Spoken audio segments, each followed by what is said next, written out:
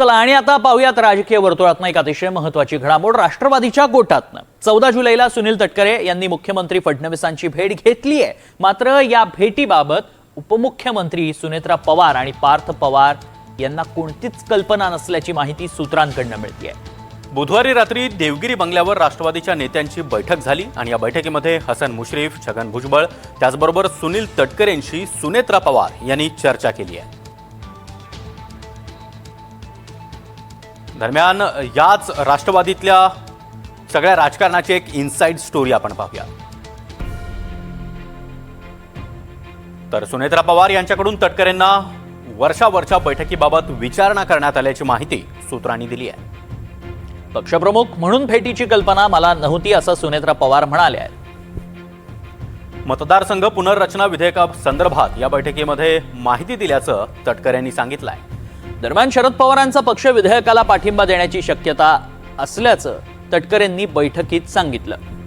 राष्ट्रवादीनं कोणताही वेगळा अर्थ काढू नये यासाठी ही बैठक बोलावल्याचं तटकरे म्हणाले। दरम्यान गेल्या 2 दिवसापासून सुरू असलेल्या चर्चांवर सुनील तटकरेंनी पत्रकार परिषद घेऊन आपली भूमिका स्पष्ट केली आहे। पाहूयात। जयंत पाटलांची आमची तिथे भेट झाली नाही, त्यामुळे जयंत पाटील आले, आम्ही दोघे गेलो आणि अर्थ खात्याची चर्चा झाली। हे कुठलं तर्क मला काय कळलंच नाही। जयंत पाटलांचा काय संबंध? एक मिनिट जयंतरावचा काय संबंध? जयंतरावनी त्यांची भेट कशा कारणासाठी झाली स्पष्ट सांगितलं। जयंतराव सुद्धा वरिष्ठ नेते आहे, ते सुद्धा एकत्रित राष्ट्रवादी काँग्रेस पक्षाचे दीर्घकाळ अध्यक्ष राहिले, राज्याचा अर्थमंत्री त्यांनी दीर्घकाळ मांडलेला आहे, अनुभवी नेते आहेत, एक स्वयंभू नेते आहेत। त्यांनी त्यांची एकदा स्पष्टपणाची भूमिका मांडली तर आमच्या दोघांच्या भेटीचा आणि जयंतरावांच्या भेटीचा दुरान्वेही काडी मात्र काही संबंध नाही। बघा, मी खासदारी आहे, माझ्या लोकसभा मतदारसंघात अनेक विकासाची कामं असतात। मुख्यमंत्र्यांची प्रत्येक वेळची भेट ही काय राजकीय भेट अशातला काय भाग नाही। माझ्या लोकसभा मतदारसंघातील काय कामं आहेत, माझी दिल्लीच्या स्तरावरती काही प्रस्ताव राज्य सरकारकडनं पाठवायचे आहेत। अशा वेळेला प्रत्येक गोष्ट ज्ञात असणं करणं अभिप्रेतच नाही आहे। ज्या वेळेला राजकीय विषय पक्षाशी निगडीत येईल त्यावेळेला परस्परांच्या जो चर्चा करूनच आम्ही भेटत असतो। उदाहरणार्थ काही वेळेला काही बाबीच्या होतीमध्ये राजकीय कारणासाठी मला मुख्यमंत्र्यांना भेटायचं असेल तर त्याची माहिती बहिणीनं असते। ज्यावेळेला माझ्या लोकसभा मतदारसंघातील काही कामाचा विषय असेल त्यावेळेला असणं अभिप्रेत आहे नाही, काही कारण नाही। त्याच्यानंतर आम्ही ज्यावेळेला भेटत असतो त्यावेळेला भेटीमागचा तपशील जो आवश्यक असतो तो माझ्याकडनं सांगितला जात असतो। हे बातम्या एकदम चुकीच्या आहेत, असं त्यांनी खडचवलं वगैरे नाही आहे।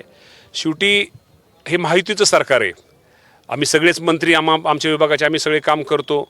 काम करताना आमचं कृषी विभागाचं एखादं काम आहे, आम्ही थेट मुख्यमंत्र्यांना भेटतो, संध्याकाळी जातो, सकाळी जातो, दुपारी जातो, डायरेक्ट आम्ही बोलू शकतो, आम्ही आमची कामं सांगू शकतो।